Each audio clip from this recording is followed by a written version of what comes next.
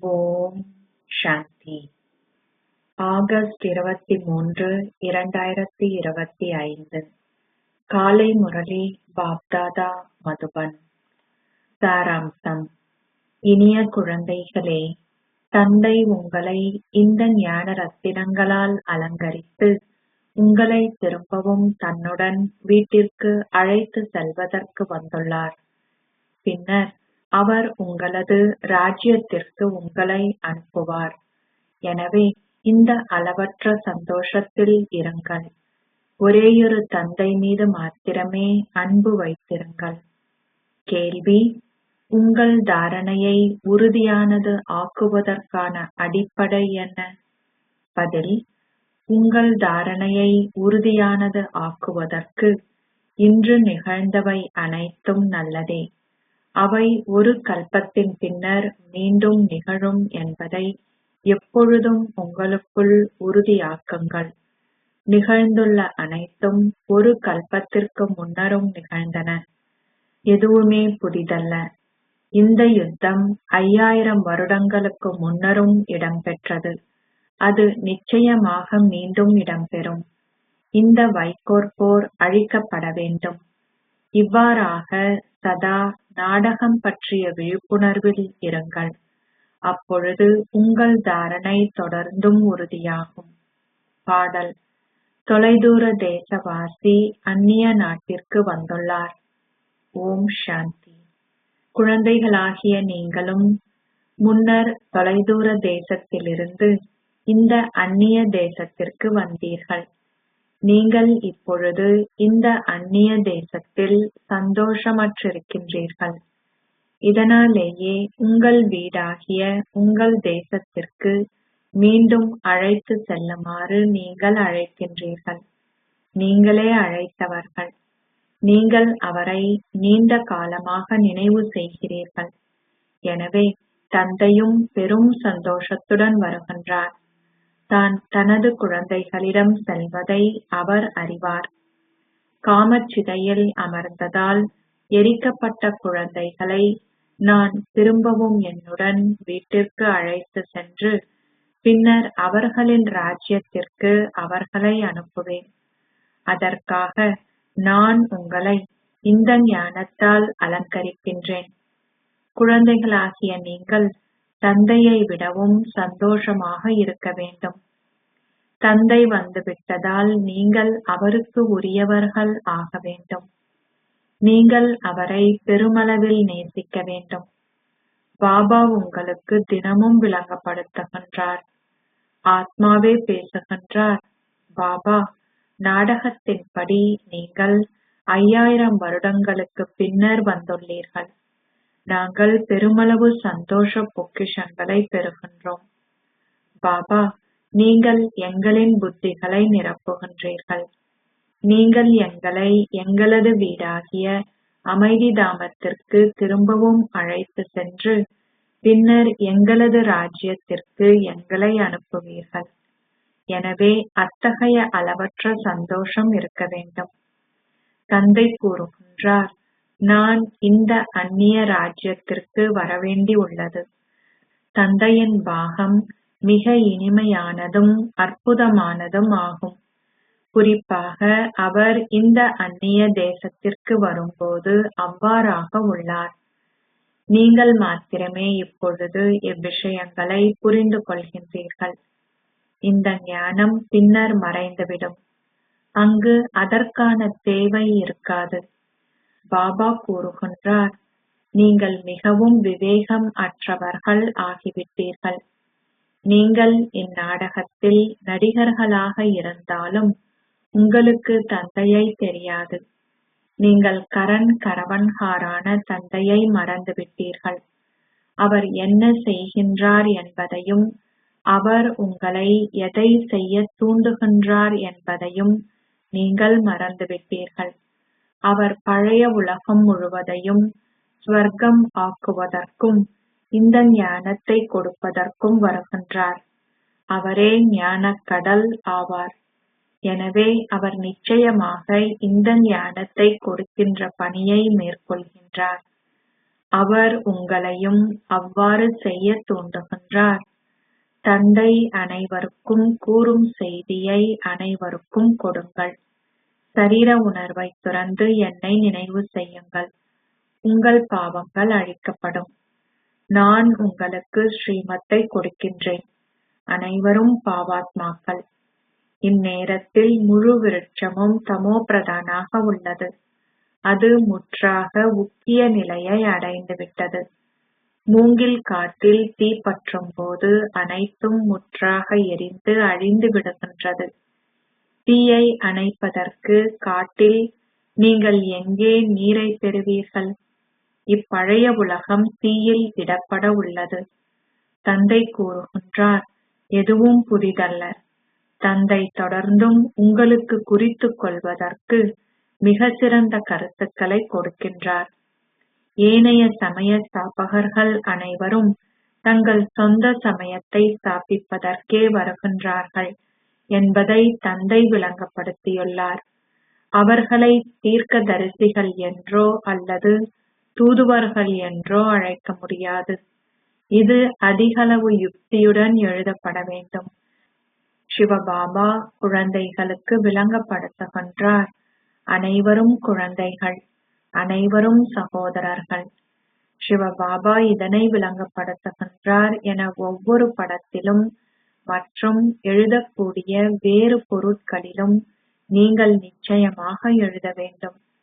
தந்தை கூறுகின்றார், குழந்தைகளே, நான் 100% சந்தோஷமும் அமைதியும் தூய்மையும் நிறைந்த சத்திய யுகத்து தேவ தர்மத்தை ஸ்தாபிக்க வந்திருக்கின்றேன். இதனாலேயே அது ஸ்வர்க்கம் என அழைக்கப்படுகின்றது. அங்கு துன்பத்தின் பெயரோ அல்லது சுவடோ கிடையாது. எவ்வாறாயினும் ஏனைய சமயங்கள் அனைத்தினதும் விநாசத்தை தூண்டுவதில் நான் கருவியாகுகின்றேன். சத்திய யுகத்தில் ஒரேயொரு தர்மம் மாத்திரமே உள்ளது. அது புதிய உலகமாகும். நான் பழைய உலகம் அழிக்கப்படுவதை தூண்டுகின்றேன். வேறு எவரும் இவ்வியாபாரத்தை செய்வதில்லை. சங்கரர் மூலம் விநாசம் இடம்பெறுவதாக கூறப்படுகின்றது. லக்ஷ்மி நாராயணனின் இணைந்த ரூபமே விஷ்ணு ஆவார். பிரஜாபிதா பிரம்மாவும் இங்கேயே இருக்கின்றார். அவர் தூய்மையற்ற மனிதனிலிருந்து தூய தேவதை ஆகுகின்றார். இதனாலேயே தேவ தர்மம் யார் மூலமாக ஸ்தாபிக்கப்படுகின்றதோ அந்த தேவராகிய பிரம்மா என கூறப்படுகின்றது. இந்த பாபாவே தேவ தர்மத்தின் முதலாவது இளவரசர் ஆகுகின்றார். எனவே ஸ்தாபனை பிரம்மா மூலமும் விநாசம் சங்கரர் மூலமும் இடம்பெறுகின்றன. படங்கள் காட்டப்பட வேண்டும். இப்படங்கள் அவர்களுக்கு விளங்கப்படுத்துவதற்காகவே உருவாக்கப்பட்டுள்ளன. அவற்றின் அர்த்தத்தை எவரும் அறிய மாட்டார்கள். உங்களுக்கு சுயதரிசன சக்கரத்தின் அர்த்தமும் விளங்கப்படுத்தப்பட்டுள்ளது. பரமாத்மாவாகிய பரமபிதா உலகின் ஆரம்பம், மத்தி, இறுதி பற்றிய ஞானத்தை அறிவார். அவரிடம் முழு ஞானமும் உள்ளது. எனவே அவர் சுயதரிசன சக்கரதாரி ஆவார். அவரால் மாத்திரமே உங்களுக்கு இந்த ஞானத்தை கொடுக்க முடியும் என்பதை அவர் அறிவார். தான் ஒரு தாமரை மலர் ஆக வேண்டும் என பாபா கூறமாட்டார். சத்திய யுகத்தில் நீங்கள் தாமரை மலர்கள் போன்று வாழ்கின்றீர்கள். சந்நியாசிகளை இட்டு இவ்வாறு கூறப்படுவதில்லை. அவர்கள் காடுகளுக்கு செல்கின்றனர். அவர்கள் முதலில் தூய்மையானவர்களாகவும் சதோபிரதானாகவும் இருந்தனர் என்றும் தந்தை கூறுகின்றார். அவர்கள் தங்கள் தூய்மை சக்தியால் பாரதத்திற்கு ஆதாரமாக இருந்தனர். பாரதத்தை போன்று வேறெந்த தேசமும் தூய்மையாக இருக்கவில்லை. தந்தைக்கு புகழ் இருப்பது போன்றே பாரதத்திற்கும் புகழ் உள்ளது. லக்ஷ்மியும் நாராயணனும் பாரதத்தை ஆட்சி செய்த போது அது ஸ்வர்க்கமாக இருந்தது. பின்னர் அவர்கள் எங்கே சென்றனர்? நீங்கள் மாத்திரமே இதனை அறிவீர்கள். அத்தேவர்களே 84 பிறவிகளை எடுக்கும் போது பூஜிப்பவர்கள் ஆகினார்கள் என்பது வேறு எவரது புத்தியிலும் புகுவதில்லை. நீங்கள் பூஜிக்க தகுதி வாய்ந்த தேவர்கள் ஆகுகின்றீர்கள் என்பதையும் பின்னர் பூஜிக்கின்ற சாதாரண மனிதர்கள் ஆகுகிறீர்கள் என்பதையும் பற்றிய முழு ஞானமும் உங்களிடம் இப்பொழுது உள்ளது. மனிதர்களே, அவர்கள் உருவாக்கியுள்ள படங்களில் உள்ளதைப் போன்று வெவ்வேறு வகையான மனிதர்கள் இல்லை. அப்படங்கள் அனைத்தும் பக்தி மார்க்கத்திற்கு உரியவை. உங்கள் ஞானம் மறைமுகமானது. அனைவரும் இந்த ஞானத்தை பெறமாட்டார்கள். இந்த தேவ விருட்சத்தின் இலைகளாக உள்ளவர்கள் மாத்திரமே இந்த ஞானத்தை பெறுவார்கள். ஏனையோரில் நம்பிக்கை கொண்டுள்ளவர்கள் இந்த ஞானத்தை செவிமடுக்க மாட்டார்கள். சிவனையும் தேவர்களையும் வழிபடுபவர்கள் மாத்திரமே இங்கு வருவார்கள். முதலில் அவர்கள் என்னை வழிபடுகின்றனர். பின்னர் அவர்கள் பூஜிப்பவர்கள் ஆகும்போது அவர்கள் தங்களையும் கூட வழிபடுகின்றனர். எனவே பூஜிக்க தகுதி வாய்ந்தவர்களாக இருந்து பூஜிப்பவர்களாக ஆகியுள்ள நீங்கள் இப்பொழுது மீண்டும் ஒருமுறை பூஜிக்க தகுதி வாய்ந்தவர்கள் ஆகுகின்றீர்கள் என்ற சந்தோஷம் இப்பொழுது உங்களுக்கு உள்ளது. மக்கள் அதிகளவு சந்தோஷத்துடன் கொண்டாடுகின்றனர். மக்கள் இங்கு கொண்டாடுகின்ற சந்தோஷம் தற்காலிகமானது. அங்கு நீங்கள் சதா சந்தோஷமாக இருக்கிறீர்கள். தீப்மாலை தீபாவளி உண்மையில் லக்ஷ்மியை வரவழைப்பதற்கு உரியதல்ல. தீப்மாலை முடிசூட்டலின் போதே இடம்பெறுகின்றது. இப்பொழுது கொண்டாடப்படுகின்ற பண்டிகைகள் எதுவும் அங்கே இருப்பதில்லை. அங்கு சந்தோஷம் மாத்திரமே இருக்கின்றது. இந்நேரத்தில் மாத்திரமே நீங்கள் ஆரம்பம், மத்தி, இறுதி பற்றி அறிகின்றீர்கள். இக்கருத்துக்கள் அனைத்தையும் எழுதிக் கொள்ளுங்கள். சந்நியாசிகள் ஹதயோகம் செய்கின்றனர். இது ராஜயோகமாகும்.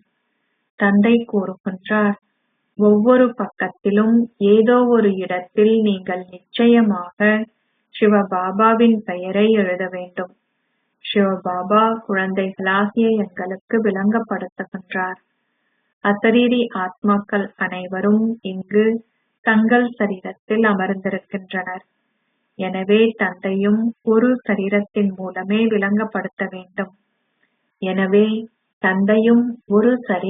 மூலமே விளங்கப்படுத்த வேண்டும்.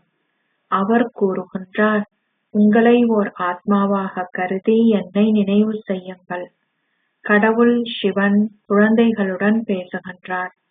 அவரே இங்கு பிரசன்னமாகியுள்ளார். வாசிக்கின்ற எவரும் இயல்பாகவே இந்த ஞானத்தை புரிந்து கொள்ளக்கூடிய வகையில் பிரதான கருத்துக்கள் ஒரு புத்தகத்தில் எழுதப்பட வேண்டும்.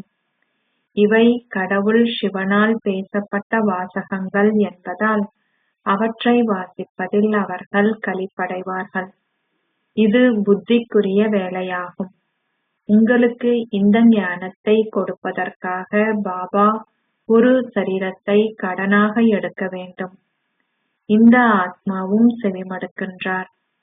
குழந்தைகளாகிய நீங்கள் பெருமளவு போதையை கொண்டிருக்க வேண்டும். தந்தை மீது பேரன்பு இருக்க வேண்டும். இது அவரின் ரதம். இது இவரது பல பிறவிகளின் இறுதி பிறவியாகும். அவர் இவரில் பிரவேசித்துள்ளார். நீங்கள் பிரம்மா மூலம் பிராமணர்களாகி பின்னர் சாதாரண மனிதரிலிருந்து தேவர்கள் ஆகுகின்றீர்கள். இப்படம் மிக தெளிவானது. உங்கள் தற்போதைய புகைப்படத்தையும் அதற்கு மேலே அல்லது அருகில் இரட்டை கிரீடம் அணிந்த உங்கள் புகைப்படத்தையும் வைத்திருங்கள். நாங்கள் யோக சக்தி மூலம் அவ்வாறு ஆகுகின்றோம். சிவபாபா மேலே உள்ளார். அவரை நினைவு செய்வதன் மூலம் நாங்கள் சாதாரண மனிதரிலிருந்து தேவர்கள் ஆகுகின்றோம். இது முற்றிலும் தெளிவானது. மக்கள் பார்க்கும்போது சந்தோஷம் அடையக்கூடியதாக வர்ண படங்கள் கொண்ட புத்தகம் ஒன்றை நீங்கள் வைத்திருக்க வேண்டும். ஏழைகளுக்காக குறைந்த விலையில் சில பிரதிகளை அச்சிட்டு வைத்திருங்கள். நீங்கள் படங்களின் அளவை சிறியதிலிருந்து சிறியதாக ஆக்குவதால் படங்களின் பருமனை குறைக்கலாம். அவற்றின் அர்த்தம் உள்ளடக்கப்பட்டதாக அவற்றை மேலும் சிறிதாக்கலாம். கீதையின் கடவுளின் படமே பிரதானமானது. கிருஷ்ணரின் படத்தை அவர்களின் கீதையிலும் திருமூர்த்தி சிவனின் படத்தை எங்களின் கீதையிலும் வைத்திருங்கள்.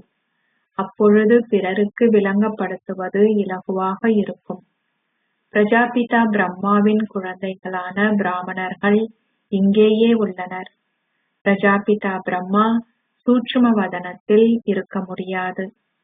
பிரம்மதேவருக்கு வந்தனங்கள், விஷ்ணு தேவருக்கு வந்தனங்கள் என அவர்கள் கூறுகின்றனர். ஆனால் தேவர்கள் யார்?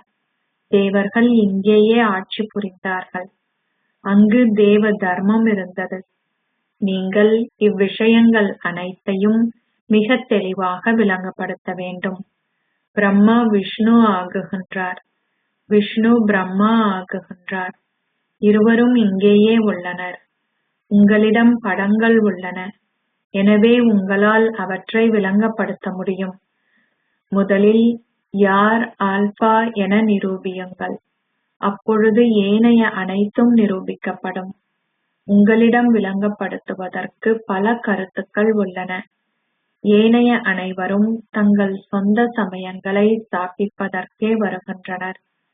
தந்தை ஸ்தாபனை விநாசம் இரண்டையும் தோன்றுகின்றார். நிச்சயமாக அனைத்தும் நாடகத்தின்படியே நிகழ்கின்றன. பிரம்மாவால் பேச முடியும், ஆனால் விஷ்ணுவால் பேச முடியுமா? சூட்சும வதனத்தில் அவரால் என்ன கூற முடியும்? இவ்விஷயங்கள் அனைத்தும் புரிந்து கொள்ளப்பட வேண்டும். நீங்கள் இவ்விஷயங்கள் அனைத்தையும் இங்கு புரிந்து கொள்ளும் போது உயர்தர வகுப்பொன்றிற்கு மாற்றப்படுகின்றீர்கள். பின்னர் நீங்கள் வேறொரு வகுப்பறைக்கு செல்கின்றீர்கள். நீங்கள் அசரீரி உலகிலேயே இருக்கப் போவதில்லை. நீங்கள் பின்னர் வரிசை கிரமமாக கீழிறங்கி வர வேண்டும். முதற்தரமான கருத்தொன்று வலியுறுத்தி கூறப்பட வேண்டும். ஒரு கல்பத்திற்கு முன்னரும் இது நிகழ்ந்தது. அத்தகைய கருத்தரங்குகள் போன்றவையும் ஒரு கல்பத்திற்கு முன்னர் இடம்பெற்றன. அத்தகைய கருத்துக்களும் அப்பொழுது வெளிப்பட்டன. இன்று நிகழ்வதெல்லாம் நல்லதே. அது ஒரு கல்பத்தின் பின்னர் மீண்டும் நிகழும். இவ்வாறாக தொடர்ந்தும் கிரகிப்பதன் மூலம் உறுதியானவர்கள் ஆகுங்கள். இவ்வாறு சஞ்சிகைகளில் அச்சிடுமாறு பாபா உங்களுக்கு கூறியுள்ளார். இடம்பெறப் போகின்ற யுத்தம் புதிதல்ல. அது 5000 வருடங்களுக்கு முன்னரும் இடம்பெற்றது. நீங்கள் மாத்திரமே இவ்விஷயங்களை புரிந்து கொள்கின்றீர்கள். வெளியிலுள்ள மக்களால் இவற்றை புரிந்து கொள்ள முடியாது. அவர்கள் கூறுகின்றனர், இவை அற்புதமான விஷயங்களாகும். அச்சா, அவற்றை புரிந்து கொள்வதற்கு நாங்கள் வேறொரு சமயத்தில் திரும்பவும் வருவோம். கடவுள் சிவன் குழந்தைகளுடன் பேசுகின்றார்.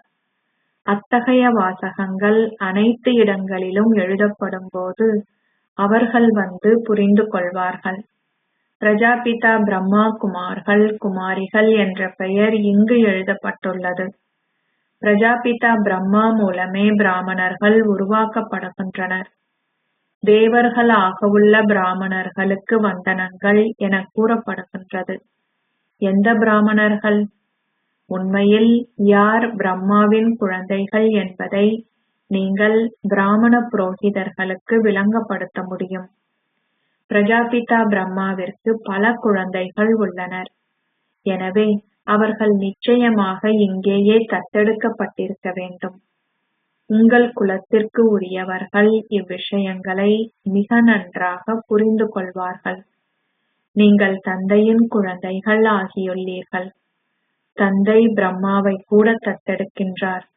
இல்லாவிடில் எங்கிருந்து ஒருவர் சரீரத்துடன் தோன்ற முடியும்? பிராமணர்களாகிய நீங்கள் மாத்திரமே இவ்விஷயங்களை புரிந்து கொள்வீர்கள். சந்நியாசிகள் புரிந்து கொள்ள மாட்டார்கள். அஜ்மீரில் பிராமண புரோகிதர்கள் உள்ளனர். ஹரித்வாரிலோ எங்கும் சந்நியாசிகளே உள்ளனர். பிராமண வழிகாட்டிகள் உள்ளனர். ஆனால் அவர்கள் பணத்திற்காக பேராசை கொண்டவர்கள். அவர்களிடம் கூறுங்கள், நீங்கள் பௌதீகமான வழிகாட்டிகளாக இருக்கிறீர்கள். இனிமேல் ஆன்மீக வழிகாட்டிகள் ஆகுங்கள். நீங்களும் வழிகாட்டிகள் என்றே அழைக்கப்படுகின்றீர்கள். பாண்டவ சேனை என்றால் என்ன என்பதை அவர்கள் புரிந்து கொள்வதில்லை. பாபாவே பாண்டவர்களின் தலைவர். அவர் கூறுகின்றார், குழந்தைகளே, சதா என்னை மாத்திரம் நினைவு செய்யுங்கள். உங்கள் பாவங்கள் அழிக்கப்பட்டு நீங்கள் வீட்டிற்கு செல்வீர்கள். பின்னர் அமரத்துவ பூமிக்கு மிகப்பெரிய யாத்திரை இருக்கும். அசரீரி உலகிற்கான யாத்திரை அத்தகைய மிக பெரியது ஒன்றாகும். சகல ஆத்மாக்களும் பூச்சி கூட்டத்தை போன்று அங்கு பறந்து செல்வார்கள். ஓர் ராணி தேனீ எங்காவது செல்லும் போது ஏனைய அனைத்து தேனீக்களும் அதை பின்தொடரும். அது ஓர் அற்புதமாகும். சகல ஆத்மாக்களும் நுளம்பு கூட்டத்தை போன்று செல்வார்கள். சிவனின் ஊர்வலம் உள்ளது. நீங்கள் அனைவரும் மணவாட்டிகள். மணவாளனாகிய நான் உங்கள் அனைவரையும் திரும்பவும் வீட்டிற்கு அழைத்து செல்ல வந்துள்ளேன். நீங்கள் அழுக்காகி விட்டீர்கள். இதனாலேயே உங்களை என்னுடன் வீட்டிற்கு திரும்ப அழைத்து செல்வதற்கு முன்னர் நான் உங்களை அலங்கரிக்கின்றேன். தங்களை அலங்கரிக்காதவர்கள் தண்டனையை அனுபவம் செய்வார்கள். அனைவரும் வீடு திரும்ப வேண்டும். மக்கள் தங்களை காசியில் அர்ப்பணிக்கும் போது ஒரே வினாடியில் மிக பெரிதளவு தண்டனையை அனுபவம் செய்கின்றார்கள். மனிதர்கள் தொடர்ந்தும் விரக்தி கூக்குரலிடுகின்றனர்.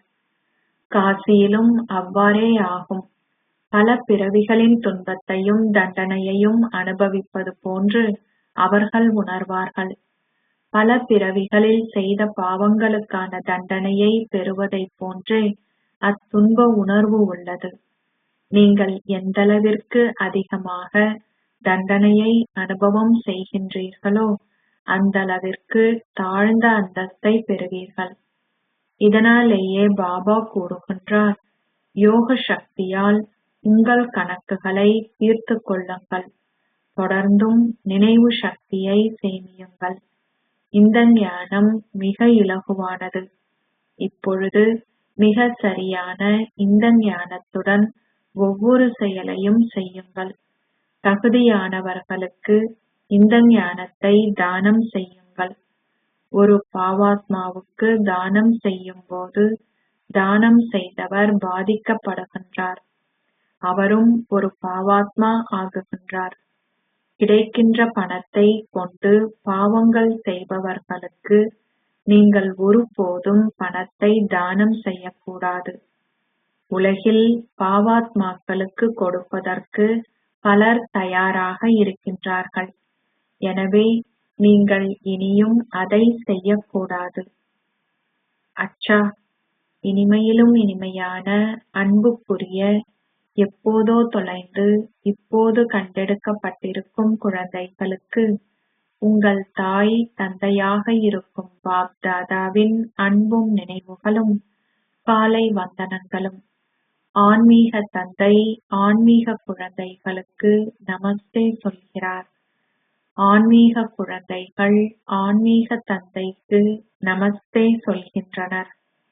தாரணைக்கான சாராம்சம் 1. இப்பொழுது மிக சரியான இந்த ஞானத்துடன் ஒவ்வொரு செயலையும் செய்யுங்கள். தகுதியானவர்களுக்கு மாத்திரமே தானம் செய்யுங்கள். பாவாத்மாக்களுடன் பண கொடுக்கல் வாங்கல்கள் எதனையும் வைத்திருக்காதீர்கள். யோக சக்தியால் உங்கள் கடந்த கால கர்ம கணக்குகளை தீர்த்து கொள்ளுங்கள். 2. அளவற்ற சந்தோஷத்தை பேணுவதற்கு உங்களுடனேயே பேசுங்கள். பாபா, நீங்கள் அளவற்ற சந்தோஷ பொக்கிஷங்களை எங்களுக்கு கொடுப்பதற்கு வந்துள்ளீர்கள். நீங்கள் எங்களது புத்தியை நிரப்புகின்றீர்கள். நாங்கள் முதலில் உங்களுடன் அமைதி தாமத்திற்கு சென்று பின்னர் எங்கள் ராஜ்யத்திற்கு செல்வோம். ஆசீர்வாதம். நீங்கள் ஓர் உலக உபகாரியாகி பிரச்சனைகளை தீர்வுகளாக மாற்றுவீர்களாக. நான் ஓர் உலக உபகாரி. இந்த மேன்மையான உணர்வு அல்லது விருப்பத்தின் மேன்மையான சமஸ்காரம் இப்போது வெளிப்பட வேண்டும். இந்த மேன்மையான சமஸ்காரத்தின் முன்னால் எல்லைக்கு உட்பட்ட சமஸ்காரங்கள் தானாகவே முடிவடையும். பிரச்சனைகள் தீர்வுகளாக மாற்றம் அடையும். இப்போது உங்களின் நேரத்தை போராட்டத்தில் வீணாக்காதீர்கள்.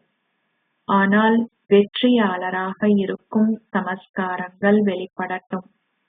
இப்போது எல்லாவற்றையும் சேவை செய்வதற்காக பயன்படுத்துங்கள். நீங்கள் சிரமப்படுவதிலிருந்து விடுவிக்கப்படுவீர்கள்.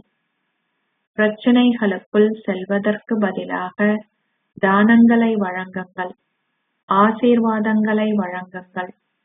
உங்களின் தீய சகுனங்கள் இயல்பாகவே முடிவடைந்துவிடும். ஸ்லோகம்.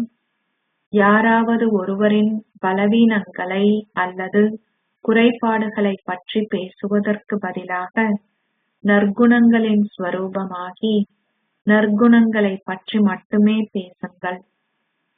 அவ்யக்த சமிக்கை. ஓர் இலகு யோகியாக இருப்பதற்கு இறை அன்பை அனுபவிப்பவராக இருங்கள். தந்தைக்கு குழந்தைகளான உங்களின் மீது அதிகளவு அன்பு இருப்பதனால் அவர் உங்களை அமிர்த வேளையிலிருந்து அன்பால் பராமரிக்கிறார். நாளின் ஆரம்பம் மிக மேன்மையானது. அதனால் இறைவனே உங்களை அவருடன் ஒரு சந்திப்பை கொண்டாடுவதற்காகவும் இதயபூர்வமாக உங்களுடன் உரையாடுவதற்கும் உங்களை சக்தியால் நிரப்புவதற்கும் அழைக்கிறார். தந்தையின் அன்பு பாடல்கள் உங்களை காலையில் விழித்தெழச் செய்கின்றன. அவர் உங்களை மிகுந்த அன்புடன் அழைத்து உங்களை விழித்தெழச் செய்கிறார். இனிய குழந்தைகளே, அன்பான குழந்தைகளே, வாருங்கள். இந்த அன்பின் பராமரிப்பிற்கான நடைமுறை ரூபம் இலகு யோகி வாழ்க்கையாகும். ஓம் சாந்தி.